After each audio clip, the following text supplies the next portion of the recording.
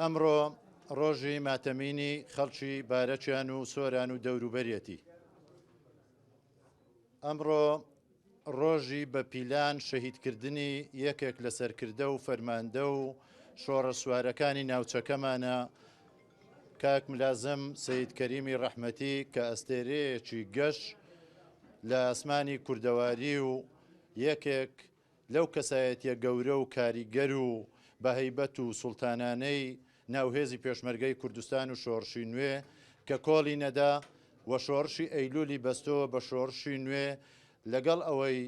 شۆڕشی ئەیلول ئاشبەتاڵی کرد و کۆتایی هات، بەڵام ئەو نەبەزی پەیوەندی بە مامی گەورەمان سەرۆک مام جەلالەوە کردەوە و جارێکی تر لە دیمەشق و لە سووریاوە دەستی پێکردەوە و هاتەوە بۆ شاخەکانی کوردستان لەگەڵ ڕاگەیاندن و دامەزراندن و گەڕانەوەی مەفرەزە سەرەتاییەکان. ئەویش هاتەوە بۆ مەنتیقەی باڵەکایەتی و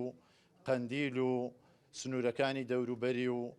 لە هەموو ناوچەکانی سنووری مەڵبەندی سێ و سەرکردایەتی لە تۆمارکردنی داستانەکان نەبەردیەکان بەشێکیان سەرکردایەتی کرد و لە بەشێکیان ڕۆڵی گەورەی تێدا بینی و یەکێک بوو لەو قارەمانانەی شۆڕشی نوێ کە نەک هەر سەرکردایەتی بەشێک لە داستانیەکانیە کرد، بەڵکو و بەرنامەدا ڕێژەری مەکتەبی عەسکەری ئەو کاتی یەکێتی نیشتیمانی کوردستان بوو. ئەوەی ئەو پیاوە قارەمانەی بینی بێت، ئەوەی لە شاخ لەگەڵی ژیا بێت، ئەوەی لە شەڕەکان لەگەڵی بێ، ئەزانێت شتێک و شەرێک چکۆڵ نەدەرێک یەکێک لەو پیاوانە بوو، نەک ترسینە ئەزانی بەڵکو ترس لێی ئەترسە. ئەو قارەمانە بوو بەداخەوە دوایەوەی حکومەتی عێراق زانیان هەڕەشەیەکی گەورەیە لەسەریان لە کاتی گفتوگۆی ساڵی 1984 لە پازدەینۆ پیلانێکی گەورەیان لێجێڕا و هەر چاردەوریان گرتو لە کەمینێک بخۆی و